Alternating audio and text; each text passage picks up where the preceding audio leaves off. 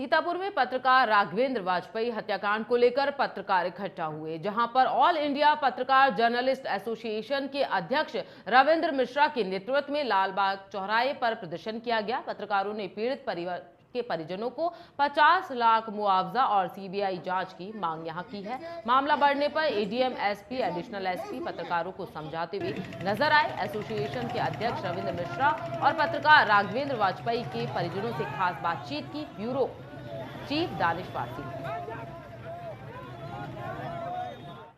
8 मार्च को राघवेंद्र वाजपेयी की हत्या होती है और 1 महीने बाद यानी 34 दिन बाद खुलासा होता है। खुलासा इस बात पे होता है कि चावल और भूमि यानी जमीन के लैंड को लेकर के दिन दहाड़े सीतापुर के सीमा क्षेत्र में 4 गोलियों से राघवेंद्र वाजपेयी की हत्या हो जाती है। पुलिस यानी जो पहले के एसपी थे चक्रेश मिश्रा, उनके कार्यकाल में खुलासा हो जाता है। आरोप लगता है किसी बाबा के कुकर्म को छुपाने के लिए उसकी हत्या कर दी गई। सवाल यहाँ पर यह नहीं है कि हत्या हुई है, हत्या का खुलासा हुआ है।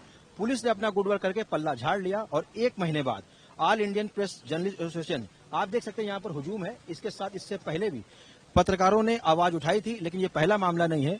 मामला चाहे नमक को लेकर के, रोटी को लेकर के हुआ हो या राघवेंद्र वाजपेयी की सीतापुर में हत्या हुई। पत्नी यहाँ पर बैठी हुई है भूखी प्यासी, इनके साथ में मासूम बच्चे हैं। इस बात को लेकर के कि उनकी जांच सीबीआई मांग होनी चाहिए। सीबीआई मांग की जांच इसलिए होनी चाहिए क्योंकि जो हत्यारे हैं शायद उन्हें बचाने का प्रयास प्रशासन द्वारा किया जा रहा है। सरकार जीरो टॉलरेंस की बात कर रही है, लेकिन जीरो टॉलरेंस सीतापुर में कहीं नहीं दिखता है। यहाँ पर राघवेंद्र वाजपेयी के हत्याकांड में पत्नी की मांग है कि 50 लाख रुपए मुआवजा हो, सीबीआई जांच की मांग हो। जाहिर सी बात है, आग लगी है तो धुआं उठेगा। सबसे पहले पूछेंगे पत्नी से कि पत्रकार राघवेंद्र वाजपेयी आपके हस्बैंड हैं, लेकिन सवाल यह कि पुलिस ने खुलासा कर दिया। जो पुराने एसपी थे चक्रेश मिश्रा, वो जा चुके हैं, तो ऐसी क्या नौबत आई कि आपको यहाँ पर बैठना पड़ा और आपको 50 लाख की मांग के साथ सीबीआई जांच की मांग करनी पड़ी? मर्डर हुआ तो बातें तो बहुत बड़ी बड़ी बनाई गई, आश्वासन भी दिया गया कि सब होगा, मगर 2 महीने हो गए, मगर कोई खबर हमारे कोई बच्चों को पूछ रहा है कि कहाँ एडमिशन होगा, कैसे पढ़ेंगे, क्या होगा, कुछ नहीं। कोई एसपी की जांच से संतुष्ट नहीं? नहीं, संतुष्ट नहीं है, क्योंकि खुलासा गलत किया गया। कहानी कुछ और थी और मोड़ किसी दूसरी। क्या कहानी? क्या मतलब जो मैटर चल रहा था उसको दबा दिया गया और पूरी तरह छवि धूमिल करने का इनका प्रयास किया गया। आप समझ रहे हैं कि मतलब पुलिस प्रशासन पल्ला झाड़ रहा है। असली हत्या आरोपी कौन? अब ये तो हम नहीं जानते कौन है, मगर असली जो है वो भी फरार है। किसी को बचाने का प्रयास किया, किसी पे शक, या आपको लगता है कि राघवेंद्र वाजपेयी ने कुछ बताया हो उनकी हत्या से पहले कि इन लोगों का हाल? नहीं बताते तो आज पता चल जाता है, मगर ये 3 महीने से यही भ्रष्टाचार के खिलाफ देते थे। वो हमेशा भ्रष्टाचार के ही खिलाफ लड़ाई लड़ते थे और वो मतलब किसी से दुश्मनी उनकी नहीं थी। घर में कमाने वाला कोई और? ये कमाने वाला बस वही थे और कोई कमाने वाला। बच्चे हैं आपके? मेरे 2 बच्चे हैं, एक लड़का एक लड़की है, और मेरे बूढ़े माता पिता हैं, ये बीमार रहते हैं। सरकार जो कि योगी आदित्यनाथ है, भाजपा की है, जीरो टॉलरेंस की बात की जा रही है, तो क्या जीरो टॉलरेंस में आपको लगता है न्याय मिला? हमको तो अभी कोई न्याय नहीं मिला, प्रशासन से कोई मदद नहीं मिली। धरने पर है, इससे क्या लगता है, उम्मीद है आप? अब उम्मीद से तो आए हैं, अब होगा भगवान जाने। कौन आपका सहयोग कर? सभी पत्रकार भाई जो लोग हैं हमारा, सभी लोग साथ दे रहे हैं। के सामने इस समय रविंद्र मिश्रा ऑल इंडिया एपजा से हैं, तो उनके साथ साथ में कोई और लोग भी है, केवल रविंद्र मिश्रा जी सपोर्ट? नहीं, वो तो कर ही रहे हैं और उनके साथ साथ सभी लोग कर रहे हैं। अधिकारी आया आपसे बात? नहीं, अभी तो कोई नहीं। कितनी देर से बैठे हुए? हमको सुबह 10 बजे से तक बैठी रहेंगे जब तक न्याय नहीं मिलेगा। जब तक न्याय नहीं मिलेगा। देखिए, ज्ञापन हमारे सामने है और चक्रेश मिश्रा जो है, चक्रेश मिश्रा का यहाँ से ट्रांसफर हो चुका है और अभी अंकुर अग्रवाल 2016 बैच के हैं। हालांकि सीबीआई जांच की मांग हाई कोर्ट या फिर सुप्रीम कोर्ट या फिर सीधे मुख्यमंत्री के हाथ में होती है। एसआईटी जांच मांग की नहीं की गई है, सीधे सीबीआई की मांग की गई। इसका मतलब ये है कि पुलिस प्रशासन पर सीतापुर का अब तक किसी को भरोसा नहीं है। सबसे पहले आपसे जानना चाहेंगे, रविंद्र मिश्रा जी ऑल इंडिया से हैं, आपने सीधे आश्वासन दिया है कि अनिश्चितकालीन धरना रहेगा और आप सीधे लखनऊ से यहाँ पर आए हैं। लखनऊ के तमाम मीडिया यहाँ पर है, खुद राघवेंद्र वाजपेयी की पत्नी यहाँ पर मौजूद है, मासूम बच्चे हैं। क्या कोई अधिकारी अब तक आया और आपको क्या लगता है कि लड़ाई कब तक चलेगी, कब तक न्याय मिलेगा? देखिए, बात यह है कि ये जो राघवेंद्र वाजपेयी की हत्याकांड है, ये केवल राघवेंद्र वाजपेयी का हत्याकांड नहीं है। ये एक ऐसा मामला है कि अगर आज इसे कंट्रोल न किया गया तो एक एक करके सभी पत्रकार इस लपेटे में आ सकते हैं।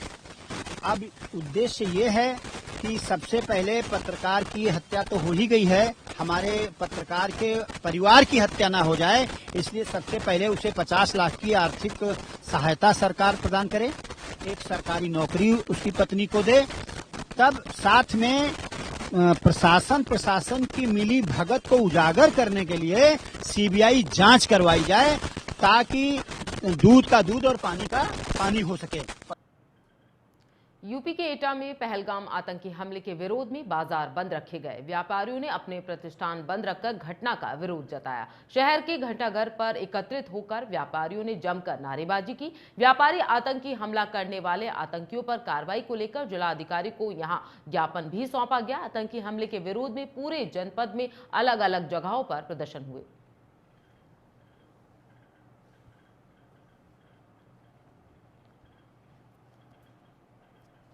आज हम लोगों ने अपना संदेश दिया है भारत सरकार को, हम आपके समर्थन में खड़े हुए हैं। आज हमने अपना 1 बजे तक का पूर्ण रूप से बंद किया है।